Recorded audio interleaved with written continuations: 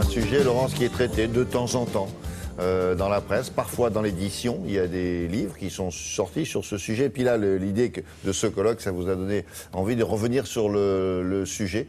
C'est le sujet de la prostitution, puis aussi du harcèlement sexuel. Ça va un peu ensemble dans le collège, non? Alors là, c'est surtout le harcèlement sexuel dans les établissements scolaires en général. Ce sera jeudi, donc l'occasion d'en parler dans le 3e arrondissement. C'est l'association ACPE, Agir contre la prostitution des enfants, qui organise ce grand colloque pour lever un tabou, en fait. On sait que les mœurs des ados, notamment aujourd'hui, sont très impactées par la pornographie, par le biais des films qui sont accessibles sur Internet en streaming.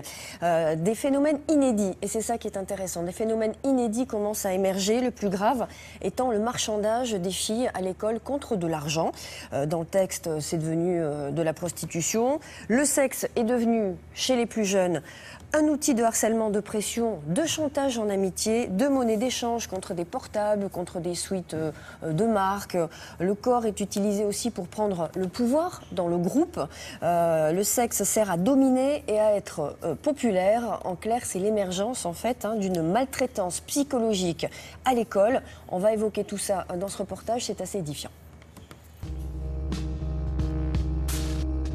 Le tabou de l'association Agir contre la prostitution des enfants, c'est cette relation sexuelle tarifée que les enfants commencent à avoir dans les établissements scolaires, mais pas que dans les établissements scolaires, à travers ce qu'on appelle les lovers boys, qui sont des mini-proxénètes mineurs qui mettent à disposition de leurs amis leurs petites copines. Si tu m'aimes, tu couches avec mon copain ou mes copains, qu'importe, c'est tarifé. Les tarifs sont à peu près uniformisés maintenant dans tous les collèges où ça se produit. En France, des milliers d'enfants sont prostitués. Il est temps d'agir. Aidez-nous à aider les enfants. Faites un don sur acpefrance.fr. Pour les enseignants comme les directeurs d'établissement, c'est très difficile d'accepter qu'il se passe des choses dans les toilettes. Alors, c'est des relations, des fellations. Et l'objectif à l'association, c'est de mettre entre les mains des enseignants des outils, donc un guide pédagogique, un site pédagogique, pour aborder le sujet dès la classe maternelle. Je pense que dès cet âge-là, il faut apprendre aux enfants à dire non, à dire mon corps m'appartient, je respecte le corps de l'autre. Et plus on va avancer dans les étapes de l'éducation, plus on va renforcer ce sujet et arriver jusqu'à la prostitution occasionnelle des jeunes.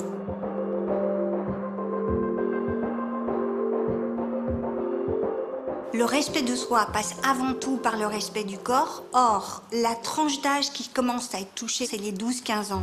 Le début de la puberté, c'est-à-dire le début de la transformation du corps. Toute la baisse d'estime de soi que va avoir un adolescent qui se retrouve tout d'un coup trop grand, trop mince, trop poilu, pas assez poilu, trop de fesses, pas assez de fesses, qui va se poser des questions sur ce corps qui est en train d'arriver. Et pour en avoir moins peur, parfois peut le mécaniser. Et donc dire, mon corps ne m'appartient pas, regardez, je n'ai pas le contrôle de ce corps, donc je peux l'attaquer, donc je peux faire des fellations et le brader, bien sûr. Il y avait un titre de journal, c'était l'affaire des enseignants et de la famille. C'est l'affaire peut-être de la famille surtout et des enseignants après peut-être. Il faut en parler à la maison avant et à l'école ensuite. Apprendre à ne pas brader son corps. Et c'est très important pour les filles de leur apprendre, même quand elles sont toutes petites, leur apprendre à dire non, que leur corps leur appartient. Ça a l'air d'être un leitmotiv des années 70 ou des années 68. Pas du tout. Aujourd'hui encore, il faut apprendre à une petite fille de 10 ans, 11 ans, 14 ans à dire que son corps, il est à elle et qu'elle n'a pas à le monnayer pour quoi que ce soit, ni pour faire plaisir à son petit copain, ni pour avoir quelque chose en retour. Assumer aussi la menace d'être exclue du groupe parce qu'elle n'entre pas dans le jeu et qu'elle n'entre pas dans le groupe. Voilà, on a un site internet pour la CPE. Merci beaucoup. On continue avec cette fois-ci l'actualité automobile et le grand salon qui bat en ce moment son plein à Porte de Versailles à Paris. Et avec Anne-Christine Laurent, on s'est arrêté sur un stand d'une nouvelle marque française. Nouvelle, faut voir. Je t'attendrai à la porte.